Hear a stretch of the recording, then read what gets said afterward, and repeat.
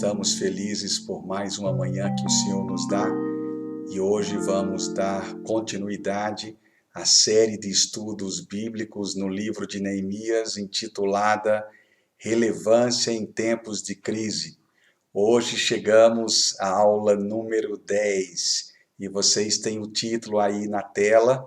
Nós vamos só repetir: Missão Cumprida. Foi exatamente quando Neemias conseguiu colocar os últimos tijolos do muro e colocar as portas nos portais para finalizar uma obra em 52 dias. E eu gostaria de convidar você para pensar o seguinte: vamos começar lembrando um pouco do final da aula número 9, da aula passada. Qual foi a estratégia dos inimigos? Tá? 3 estratégias. E como foi que Neemias respondeu a essas estratégias? A primeira estratégia, uma falsa conferência de paz. Nós não vamos ler agora os versículos, já fizemos isso na semana passada. Então, o que é que nós queremos destacar? Eles, Tobias, Sanbalate e Gesem, convidaram Neemias para uma falsa conferência, que seria no Vale de Ono, um local situado a 32 quilômetros do norte de Jerusalém. Era um lugar lindo, convidativo. E certamente Neemias, tão cansado como estava, precisava dar uma parada e tirar algum período de férias, mas Neemias disse para os opositores: estamos comprometidos com a grande obra, portanto não vamos nos encontrar no Vale de Ono. 4 vezes ele recebeu o convite e 4 vezes ele respondeu. A segunda estratégia dos inimigos. Qual foi a segunda estratégia? Uma tática baseada no boato. Eles consideravam o seguinte, que Neemias estava tentando usar os profetas que existiam no meio do povo como cabo eleitoral, ou seja, eles estão aprovando a sua liderança e você vai se tornar rei entre eles. Então eles estavam fingindo. Tanto é que Neemias responde: tu do teu coração o intentas, ou seja, que procurava provocar Neemias para que ele perdesse o foco na construção dos muros. Deus usa Neemias mais uma vez, com muita prudência, com sabedoria, e Deus usou ele de uma forma especial por meio da oração, que nós já conhecemos desde a aula número 1, e nessa hora também Deus dá discernimento a Neemias para entender que os inimigos estavam intentando ou procurando tirar de Neemias o foco da reconstrução dos muros. Por último, a última cartada deles foi levantar entre eles uma pessoa que se dizia portador de uma mensagem especial e de uma revelação, dizendo que Neemias precisava sair daquele lugar e se concentrar às noites dentro do templo no lugar santo. Neemias também foi usado por Deus naquela hora, dizendo para eles que somente o sumo sacerdote poderia entrar naquele lugar. E é interessante, veja, que eles tentaram, desde a segunda estratégia e na terceira, mandar por escrito uma carta dizendo: nós estamos mandando. Não é simplesmente um recado, está aqui por escrito. Nós estamos assinando, tem o nosso nome. E Neemias dizia: não vou descer daqui, porque estou executando uma grande obra para Deus. Ele estava comissionado, ele estava preparado para esta grande obra. Então, interessante como Neemias responde os ataques. Eu vou mostrar para vocês, simplesmente olhando um versículo, nós vamos passar aqui adiante, mostrar o seguinte: olha o poder da perseverança, a firmeza de Neemias. Os últimos tijolos foram colocados em meio a um ataque após outro. Os últimos tijolos, ou as últimas pedras, porque eram pedras grandes ali, mas tinha um acabamento, evidentemente, nos portais, mas era um ataque após o outro e Neemias mantinha a perseverança. Segunda coisa importante, Neemias estava no campo, trabalhando na mira das armas, mas ele estava seguro. Uma vez eu vi o pastor, o doutor Russell Shedd, dizer que quando você está no centro da vontade de Deus, você está no lugar mais seguro do mundo. Inclusive, ele disse, você pode até estar numa tribo de canibais. Se você é comissionado, está no centro da vontade de Deus, ali você estará seguro. Neemias estava na mira das armas. Por que ele não temia? Porque Neemias sabia que estava no centro da vontade de Deus. Essa era a segurança que ele tinha e, portanto, essa convicção fazia de Neemias um homem perseverante. A outra coisa importante é que no versículo 15, a Bíblia diz que depois de 52 dias o trabalho foi cumprido. Eu vou ler para você aqui. Observe o que diz. Acabou-se, pois, o muro aos 25 no mês de Elul, em 52 dias. 52 dias de trabalho. Vamos fazer duas reflexões rápidas aqui. A primeira, só uma informação, na verdade, é que o mês de Elul, no calendário hebraico, ele representa para a gente como se fosse final de setembro, começando outubro, foi o período em que os muros foram concluídos.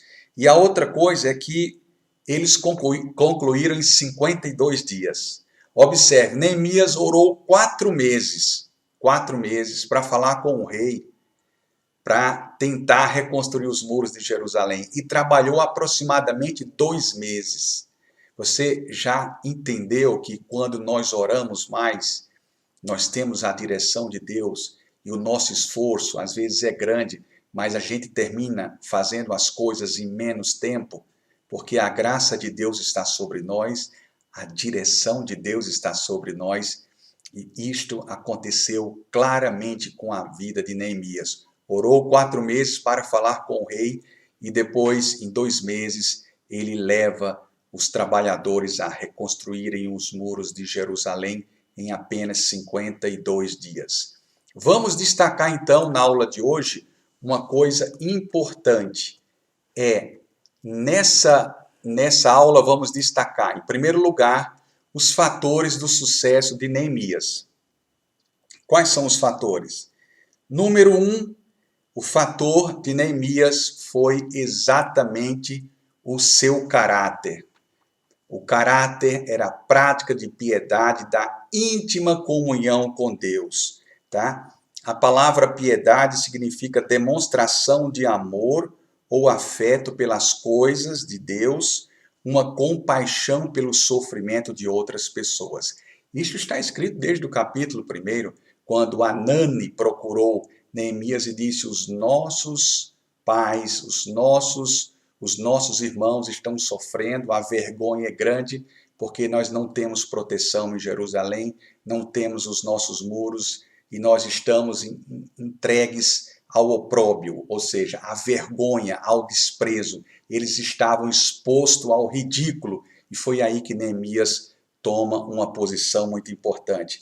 Olha como o caráter faz uma coisa muito forte na nossa vida. Deixa lições, deixa um legado. Veja só, por exemplo, o que disse Stephen Covey. Plante um pensamento, colha uma ação. Plante uma ação e colha um hábito. Plante um hábito e gere um caráter. Plante um caráter e colha um destino. Quando nós plantamos a lição correta, os princípios corretos e formamos o caráter de alguém, isto é lição para o resto da vida. Ninguém consegue roubar, ninguém consegue tirar de uma pessoa os princípios e o caráter que foi implantado por meio da graça de Deus. Então, isso é um valor, isso representa um valor eterno.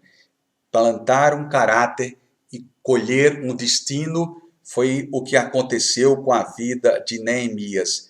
O relacionamento com Deus era a base da dinâmica pessoal que inspirava um povo maltratado, um povo sofrido para uma tarefa que aos olhos daqueles homens era aparentemente impossível, mas se tornou possível porque Neemias estava em Deus, em comunhão com Deus, conectado no Senhor e andava debaixo da graça e da misericórdia.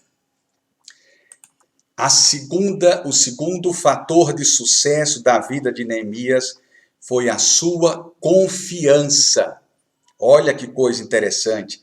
Neemias conseguiu erigir o muro de uma cidade e restaurar a dignidade nacional de um povo que estava desprezado e desmoralizado.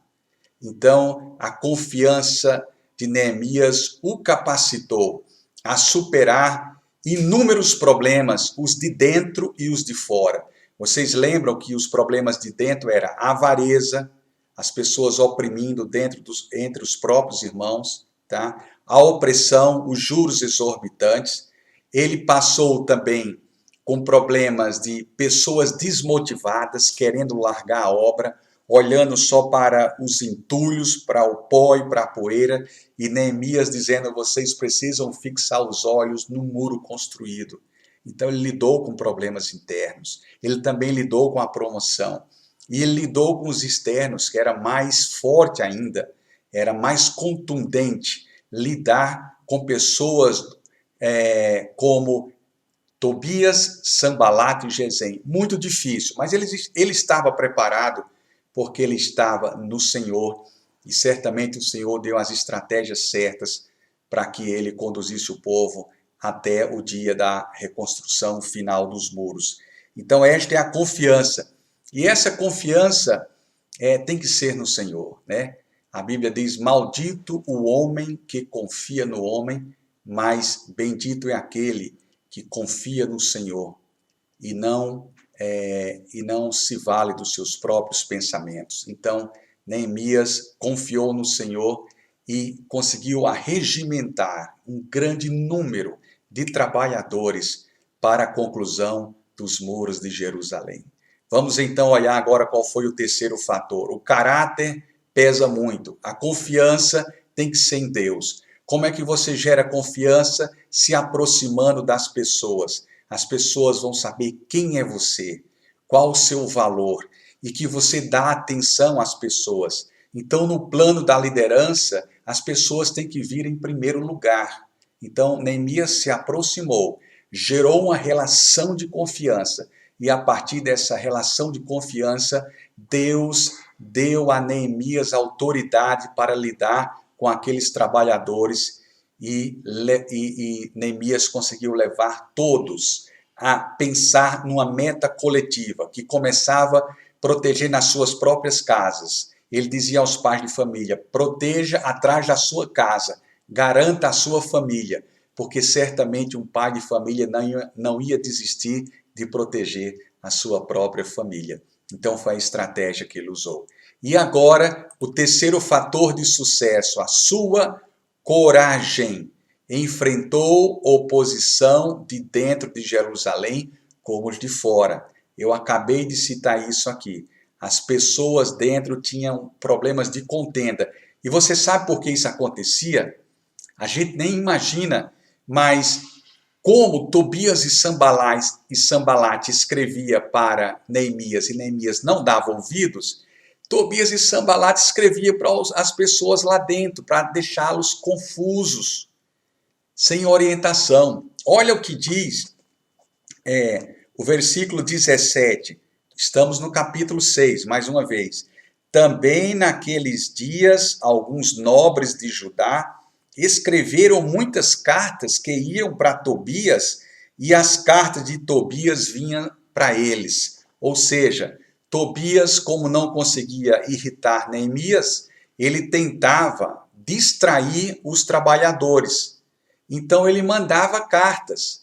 Foi por isso que apareceu Semaías lá como portador de uma mensagem especial, dizendo que Deus estava revelando que ele tinha que se retirar daquele lugar para ir adorar no templo.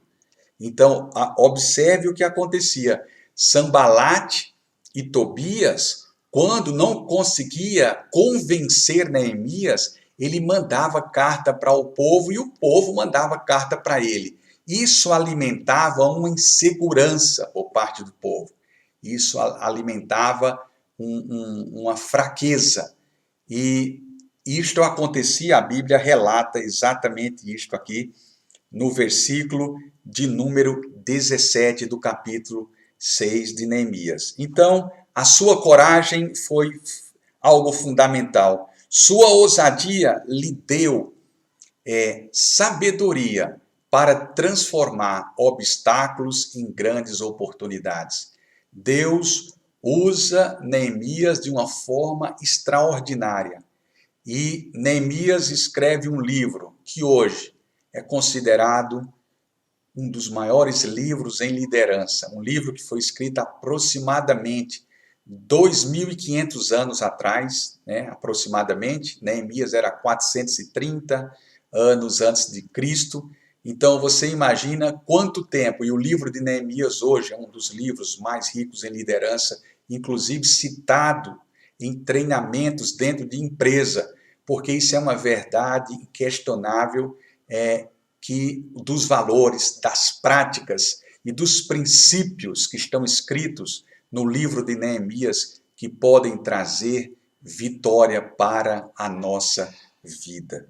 E eu gostaria, nesta manhã, de pensar com você uma coisa sobre a sua missão, algumas verdades sobre a sua missão. Nós temos o grande privilégio, aliás, nós temos dois grandes privilégios quando descobrimos qual é a nossa missão de vida. O primeiro privilégio é nós estamos trabalhando para o Rei do Universo. Nós estamos trabalhando para o Senhor, é um grande privilégio. E o segundo privilégio que temos é de representá-lo por onde andarmos. Dois grandes privilégios. Então a gente precisa dar uma grande utilidade à nossa vida.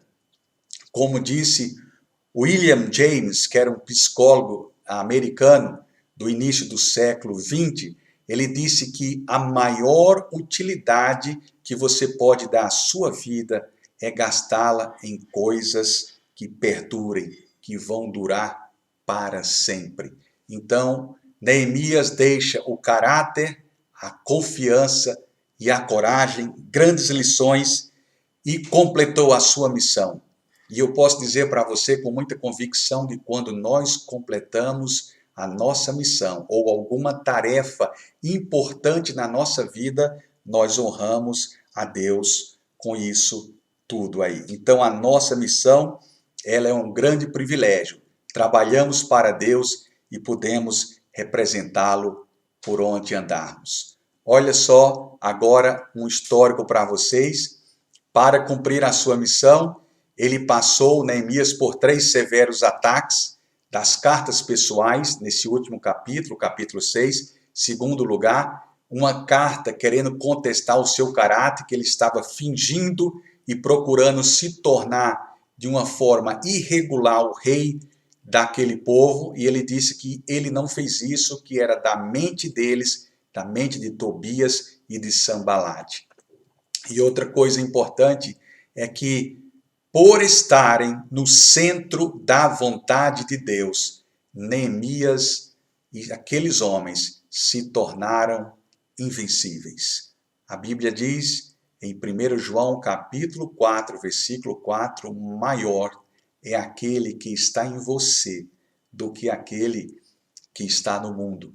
Isso nos torna invencíveis, inabaláveis, porque estamos andando em aliança com Deus, alinhado com a sua palavra e com os seus princípios. Que nesta manhã a graça de Deus se manifeste de uma forma toda especial, trazendo até você essa certeza e essa convicção de que nós estamos ligados no Senhor, e quando estamos ligados no Senhor, nos tornamos invencíveis e inabaláveis. Maior é aquele que está em você do que aquele que está no mundo. Foi dessa maneira que Neemias conseguiu vencer e concluir os muros de Jerusalém em 52 dias de muito trabalho, de muita dedicação e de muita perseverança.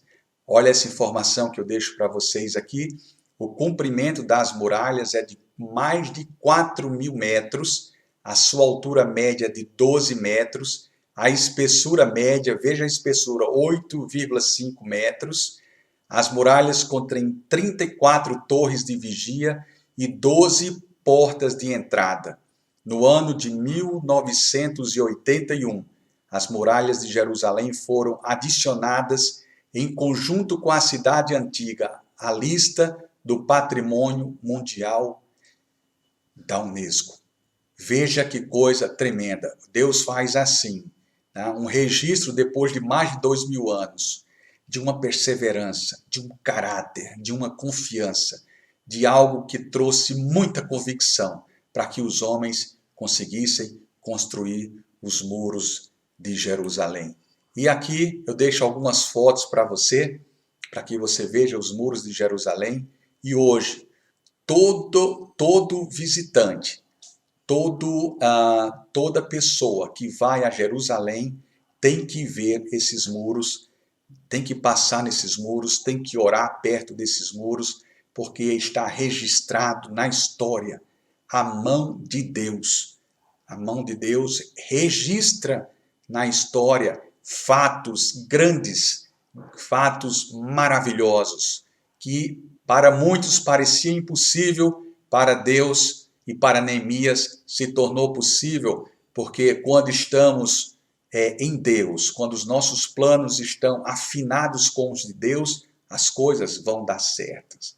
O sábio Salomão disse o seguinte em Provérbios 16: o coração do homem pode fazer planos, mas a resposta certa vem do Senhor. O coração do homem faz planos. Neemias fez muitos planos, mas para que o plano dele estivesse certo, ele teria que alinhar o seu plano à vontade de Deus.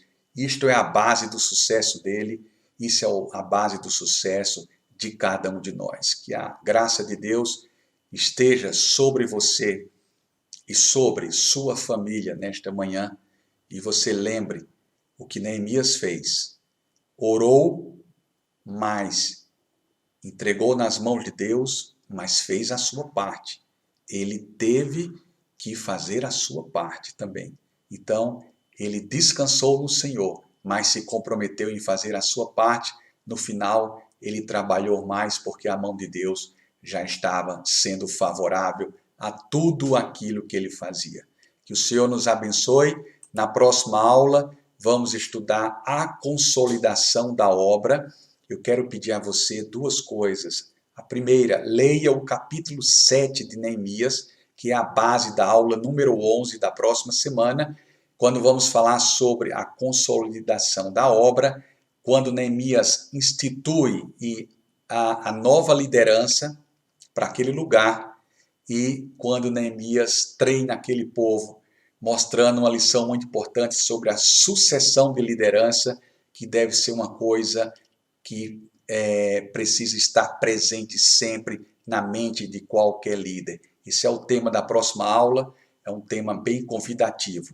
Segunda coisa que eu quero pedir a você, se você tiver a oportunidade, compartilhe esse link para abençoar a vida de outras pessoas e vamos crescer juntos para a glória de Deus. Que Ele abençoe a sua vida e a sua família e eu aguardo você no próximo domingo, em nome de Jesus. Amém.